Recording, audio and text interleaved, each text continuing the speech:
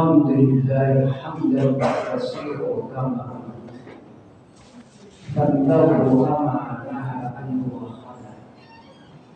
أشهد أن لا إله إلا الله الواحد الأحد، وأشهد أن سيدنا ونبينا محمدا عبده ورسوله سيد الأبرار، فصلاة الله وسلامه عليه وعلى آله وصحبه ومن تبع هداهم إلى يوم البعث والنشور.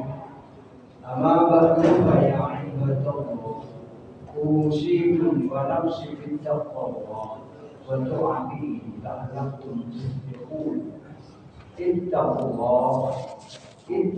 الله حق تقاته ولا تموتن إلا وأنتم مسلمون. وقال الله تعالى أيضا: بسم الله الرحمن الرحيم. يا أيها الذين آمنوا اتقوا الله وقولوا قولا سديدا يصلح لكم أعمالكم ويغفر لكم ذنوبكم ومن يطع الله ورسوله فقد فاز فوزا عظيما. صدق الله العظيم. Masyaallah muslimin wa zurratul mu'minin, jamaah Jumat rahimahullah. Marilah kita bersama-sama mempersembahkan puji dan syukur kehadirat Allah Subhanahu wa taala. Karena apa? Karena Allah Subhanahu wa taala saat ini senantiasa mencurahkan rahmat dan nikmat-Nya yang begitu banyak kepada kita bersama. Kiranya tiada suatu saat pun yang kita lalui kecuali kita selalu menikmati dan merasakan nikmat yang telah dianugerahkan kepada kita. Utamanya pada siang hari ini kita masih diberikan kesehatan, diberikan kesempatan untuk hadir di masjid yang mubarak ini semata-mata hanya untuk menyembah bulan suci dari Ilahi. Kita tinggalkan semua pekerjaan dan kesenangan yang bersifat duniawi, karena kita tahu bahwa memenuhi panggilan seperti inilah insya Allah hati kita akan merasakan ketenangan dan ketentraman. Bagaimana firman Allah dalam surat Al-A'raf ayat 26, "A'udzu billahi minasyaitonir rajim. الذين آمنوا وتطمئن قلوبهم بذكر الله ألا بذكر الله تطمئن القلوب." Orang-orang yang beriman hatinya menjadi tenteram karena mengingat Allah. Ingatlah, hanya dengan mengingat Allah hati menjadi tenteram. Untuk itu, marilah rasa syukur kita kepada Allah kita wujudkan dengan senantiasa meningkatkan iman dan takwa kita. Kita tunjukkan, kita laksanakan ketaatan dan kepatuhan kita untuk melaksanakan semua apa yang diperintahkan oleh Allah, serta menjauhi dan meninggalkan semua apa yang dilarang. Masyaallah muslimin jamaah Jumat rahimahullah.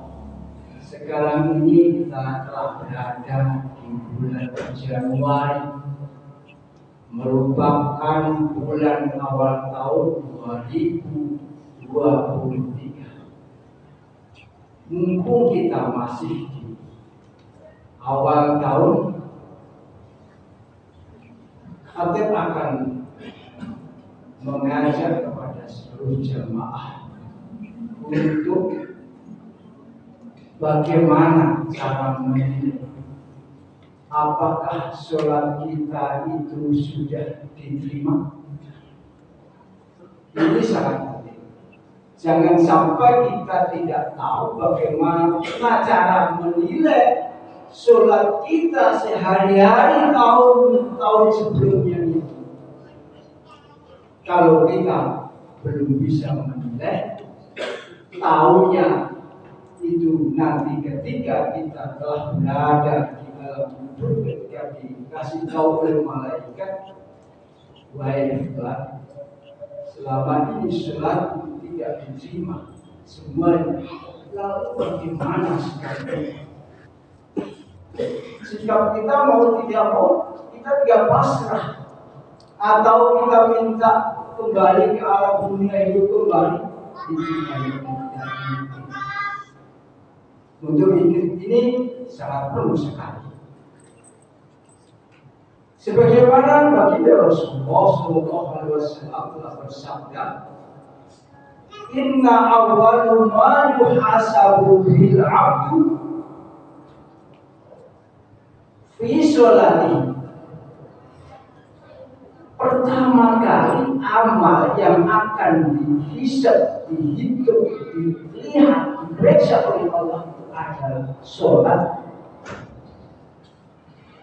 Wa in sholuhat, apabila sholatnya itu bagus, qad aflaha wa amjah, sungguh orang itu akan beruntung, akan berbahagia dan sukses. Kemudian berikutnya beliau menyampaikan wa in fasad, apabila sholatnya itu rusak, faqad khaba wa khasir, sungguh dia celaka, rugi, sengsara di alam bakatnya nanti.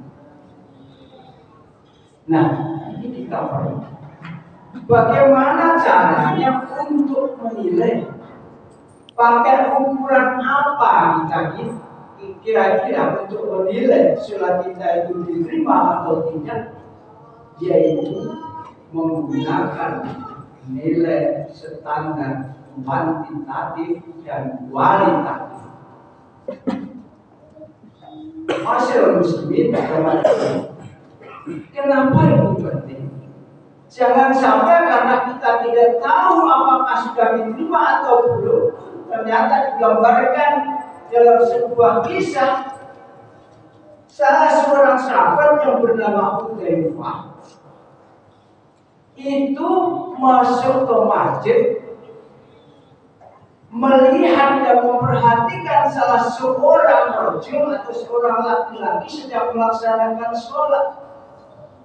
Namun sholatnya itu Khalifah Hudzaifah melihat faja'ala la yutimu ruku'a wa la sujudan. Orang laki-laki tersebut tidak menyempurnakan rukuk dan sujudnya. Ketika seorang laki-laki sedang sholat tadi selesai, sahabat Hudzaifah bertanya, "Mundu kamu hadis sholatka? Sejak kapankah Anda sholat seperti itu?" Laki-laki tersebut menjawab, "Mundu arba'ina sana." Sejak 40 tahun. Setelah dijawab seperti itu, Khalifah Hudzaifah menjelaskan, "Ma sholaita mundu arba'ina sana." Kamu tidak sholat selama atau sejak 40 tahun. Kenapa dikatakan sahabat Hudzaifah tidak sholat? Karena sholatnya itu tidak diterima oleh Allah. Jadi selama 40 tahun ada salah seorang laki-laki melaksanakan sholat tetapi tidak diterima oleh Allah.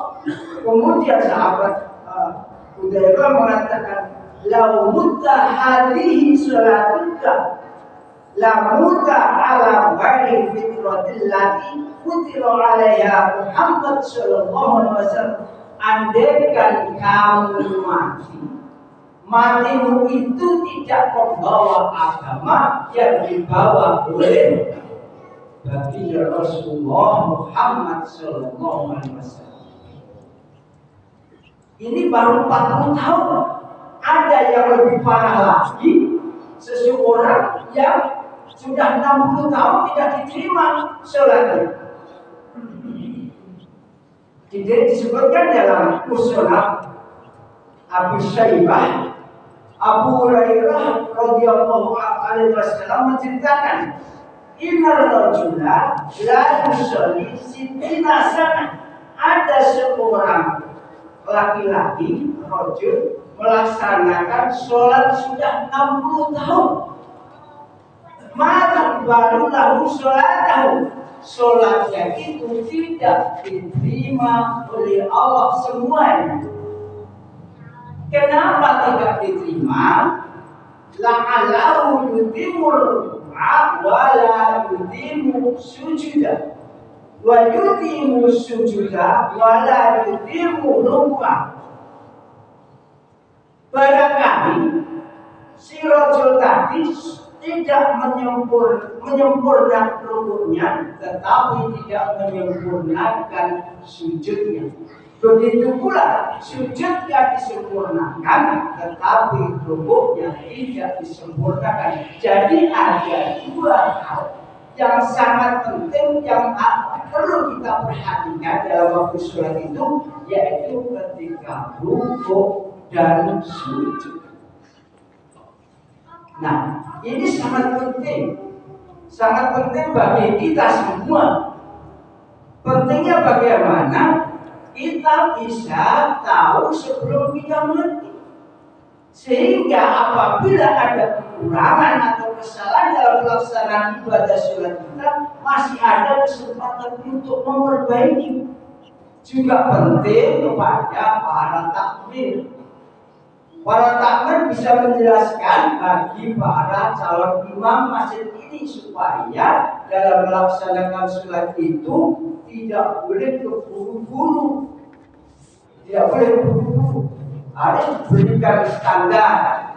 Nah, bagaimana rukuk dan sujud yang sempurna yang bisa diterima itu disebutkan di dalam kitab Sunan Ibnu Majah.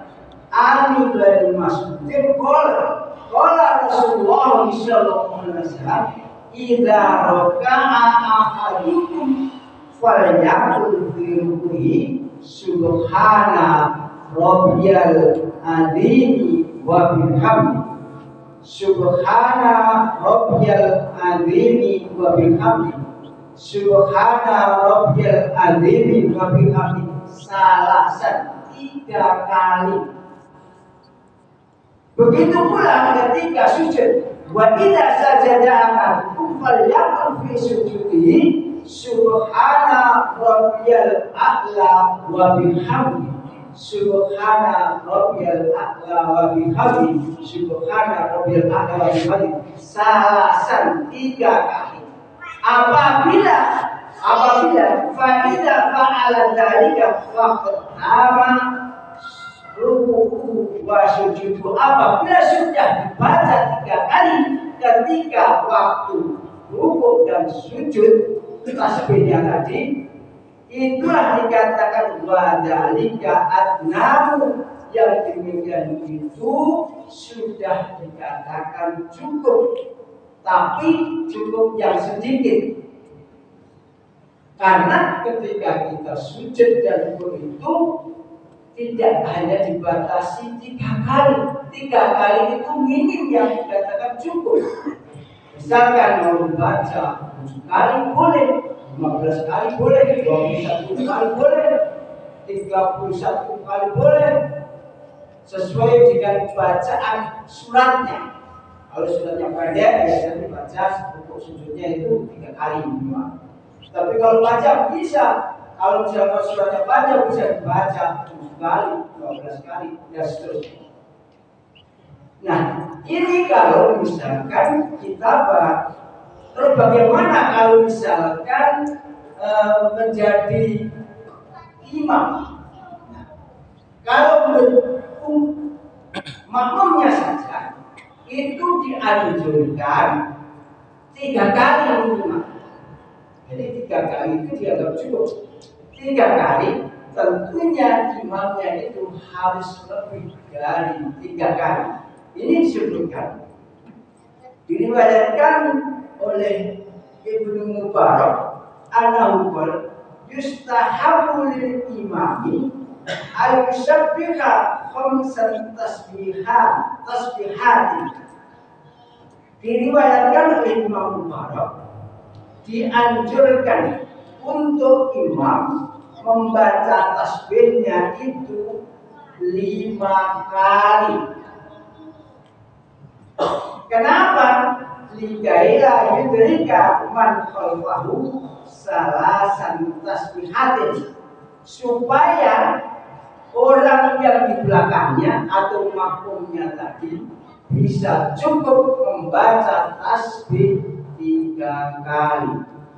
Nah, kalau misalkan makmumnya terlalu cepat, tentu imamnya terlalu cepat, tentu makmumnya tidak sempat membaca 3 kali. Nah, kalau makmumnya tidak sempat bisa membaca 3 kali, ini kalau misalkan sholatnya tidak diterima, siapa yang menanggung dosanya? Tentu imam.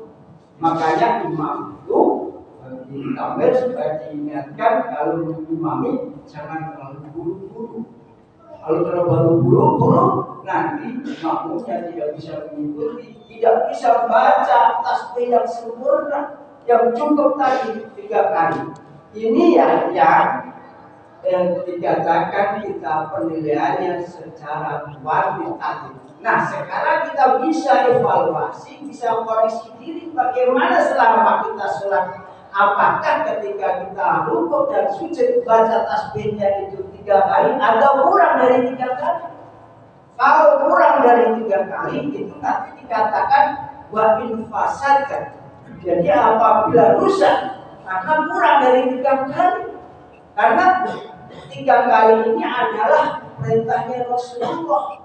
Rasulullah sudah membuat petunjuk dalam waktu sholat ketika rukuk atau sujud itu minimal membaca tasbih 3 kali. Kalau di sholat kurang dari itu, ini bisa dikatakan sholatnya rusak. Kalau sholatnya rusak, tentu kita tadi buat mufasadat fakat khoba wa khosir, kita akan rugi, celaka dan susah.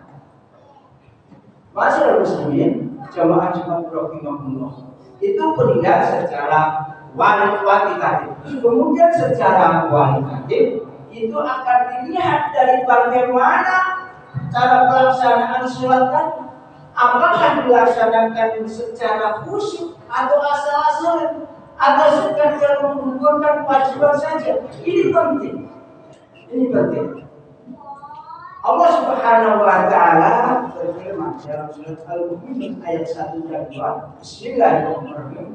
Qad aflahal mu'minun. Sungguh beruntung orang-orang yang beriman. Orang yang beriman yang bagaimana yang beruntung itu? Ayat berikutnya, alladzina hum fi shalatihim khashi'un, yaitu orang-orang yang khusyuk dalam sholatnya. Nah, kalau sholat kita buru-buru bagaimana bisa dikatakan khusyuk? Gak bisa. Khusyuk itu harus bagaimana sih khusyuk itu? Khusyuk itu antara lain dalam pelaksanaannya tenang. Kemudian menghadapkan wajahnya itu tidak mendongak ini, lihat kanan kiri, lihat tempat-tempat yang lain, baca tulisan yang ada di depan. Tidak seperti itu. Menghadapkan wajahnya ke tempat sujud. Kemudian yang berikutnya, tidak banyak gerakan kecuali gerakan sholat. Ada yang lagi sholat itu masang kancing, masang sarungnya mau jatuh, masang kuliahnya. Ini nampaknya sholatnya tidak khusyuk. Apalagi sering banyak gerakan tambahan itu. Ini menyebabkan tidak khusyuk. Kemudian selalu menghadirkan Allah di dalam hati kita. Jadi ketika kita sholat itu seolah-olah Allah ada di hadapan kita. Kita seolah-olah melihat Allah. Kalau kita tidak bisa seperti itu, kita punya anggapan bahwa kita sedang sholat itu dilihat oleh Allah Subhanahu wa taala. Seperti itu. Kenapa kita harus sholat kita harus khusyuk? Ini penting sekali karena saking pentingnya baginda Rasulullah itu mengajarkan untuk berdoa. Doa Rasulullah seperti demikian. Ini disebutkan oleh dalam Sahih Ibnu Hibban Dalam hadisnya demikian ini. Allahumma inni a'udzubika min nafsin la tasbah. Ya Allah, aku mohon berlindung kepadamu dari nafsu yang tidak pernah puas. Kemudian wa a'udzubika min sholatin la tanfa. Aku mohon perlindungan kepadamu ya Allah dari sholat yang tidak bermanfaat. Oh, ternyata ada sholat yang tidak bermanfaat. Ya, sholatnya seperti tadi, asal menggugurkan kewajiban, tidak memenuhi standar minimal, asal-asalan sholatnya. Jadi kalau sholat seperti itu, itulah yang sholat yang tidak bermanfaat. Makanya dalam surat Al-Ma'udah disebutkan bahwa ini musholli, celaka bagi orang-orang yang melaksanakan sholat. Sholatnya orang yang bagaimana? Sholatnya orang yang lalai. Lalai itu bisa saja lalai waktunya. Sudah waktunya sholat asar, tidak segera sholat asar, waktu sudah menjelang maghrib baru sholat asar. Begitu pula misalnya sholat subuh, tidak segera sholat subuh, menjelang waktu terbit matahari baru subuh. Dan seterusnya itu lalai. Bisa juga dalam pelaksanaan ketika sholat itu lalai, tidak sedikit pun ada waktu yang ingat kepada Allah. Pikirannya melayang ke sana kemari, tidak ingat bahwa dirinya itu lagi sholat menghadap pada Allah, itu bisa juga dikatakan lalai. Kemudian yang berikutnya wa'a'udzubika min du'a'in la yusma. Ya Allah, kami mohon perlindungan kepadamu dari doa yang tidak pernah dikabulkan. Kemudian wa'a'udzubika min qalbin la yakhsha. Ya Allah, kami mohon perlindungan kepadamu ya Allah dari hati yang tidak khusyuk. Masyaallah muslimin jamaah rahimahullah. Inilah yang menyebabkan kalau kita melaksanakan sholat asal-asalan tidak khusyuk, sehingga sholat kita itu menjadi rusak alias tidak diterima oleh Allah Subhanahu wa Ta'ala. Nah, untuk kita masih di awal tahun, untuk selanjutnya, kalau kemarin misalnya belum seperti itu, mari kita sholat dengan yang baik, sholatnya yang khusyuk, sholatnya yang sesuai dengan bacaan-bacaan yang ada. Misalkan kita dianjurkan baca 3 kali ketika kita rukuk dan sujud, baca tasbih, kita baca yang lengkap-lengkapnya sehingga nanti sholat kita ini akan menjadi bekal kita untuk menghadap kepada Allah Subhanahu wa Ta'ala, yang mana sholat itu merupakan kunci surga. As-sholatu miftahul jannah. Yang pertama kali akan dikoreksi, akan dicek oleh Allah. Apabila sholatnya itu ternyata bisa baik, semua amal semuanya akan terhitung menjadi baik. Masyaallah muslimin jamaah rahimahullah, inilah apa yang dapat saya sampaikan. Mudah-mudahan dapat menjadikan renungan kita bersama. A'udzu billahi minasyaitonir rajim.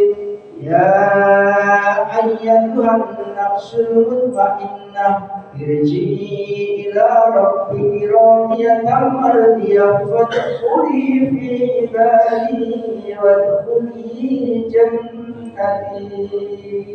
Barakallahu li wa lakum fil Qur'anil azim wa nafa'ani ayatin ma fil ayati wa fil hakim wa taqabbalallahu minna wa minkum tilawatahu innahu was-sami'ul 'alim fastaghfiruhu innahu huwal ghafurur rahim. Allahumma shalli ala sayyidina Muhammad wa ala ali sayyidina Muhammad.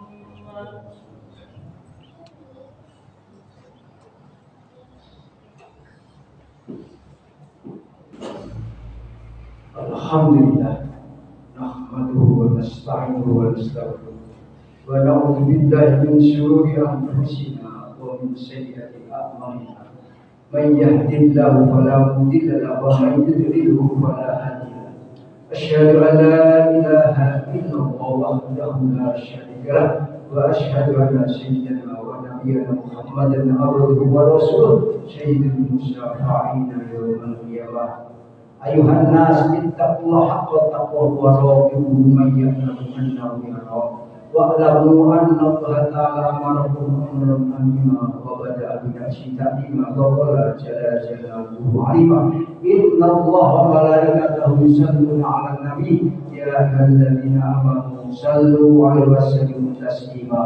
اللهم صل وسلم على سيدنا محمد سيد المرسلين وعلى آله وصحبه والتابعين ومن تبعهم بإحسان إلى يوم الدين.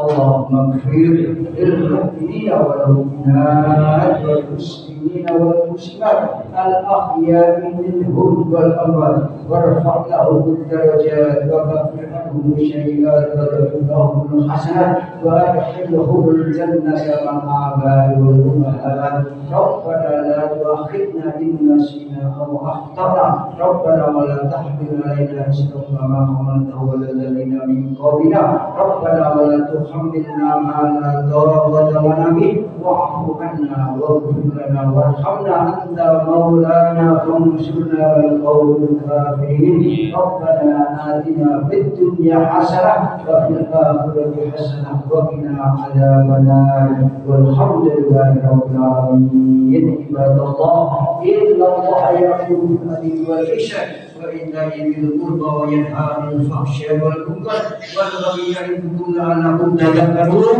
فاذكروا الله العظيم يذكركم واشكروا على نعمه يزدكم واسألوا من فضله وذكر الله أكبر والله يعلم ما تصنعون. الله أكبر الله أكبر أشهد أن لا إله إلا الله أشهد أن محمدا رسول الله. حي على الصلاة حي على الفلاح قد قامت الصلاة قد قامت الصلاة. الله أكبر الله أكبر لا إله